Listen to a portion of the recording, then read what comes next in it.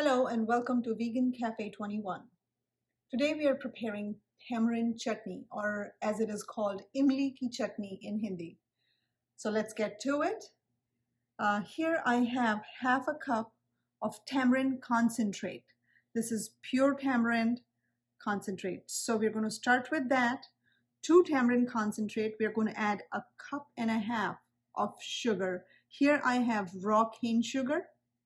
Once we have these in the pot, we're going to add a tablespoon of pink salt, 1 teaspoon of ginger powder. This is a very important ingredient for tamarind chutney. 1 teaspoon of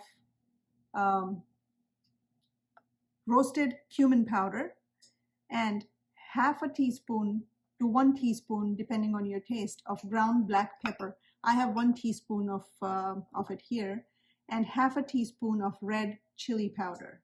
So I'm going to go ahead and get started with adding tamarind to our hot pot.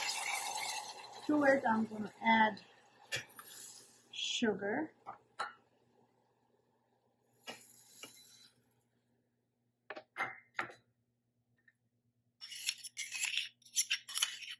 Get it all out of the cup. There we have it.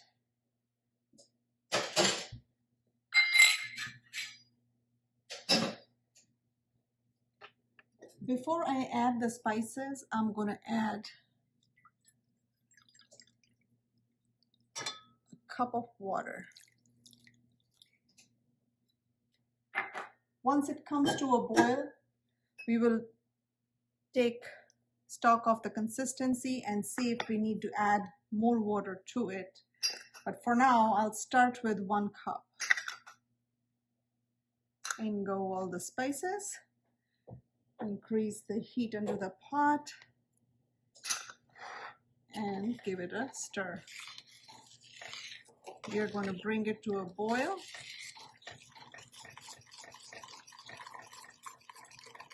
Give it a good mix so everything is blended nicely.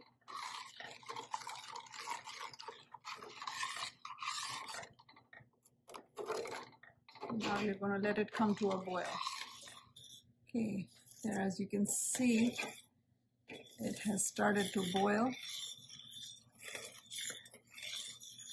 Everything is nicely incorporated. The sugar has melted completely. Now, one thing to remember with this chutney is as it cools down, it begins to thicken up. So you don't want to boil it too much and take it too far, because it is going to thicken up as it cools down. So I think right about here is where you want to stop and let it cool completely. At this point, however, you can give it a quick taste test and see. If you feel it's too tart for you, you can add a 1/4 cup of sugar more and again bring it to a boil. You don't need to add any more water to this. Just add 1/4 cup of sugar, let it boil through, melt and mix in completely, and then turn your flame off and let it cool completely before you take it any further. So I'm going to turn my flame off at this point and let it cool completely. Once it's cold, I'll come back and show you what it looks like. See you shortly. All right, so we're back with the chutney. It has completely cooled off, and I have spooned some into this little bowl. I'll show you how thick it became as it cooled. You see this, how it flows? And this is when you can really accurately taste the chutney and all the spices, the sweetness, the tartness. When it's warm, you can still taste it initially to adjust any seasonings and sugar, tamarind content, but still it doesn't give you the real taste of what it is going to be like once it cools completely.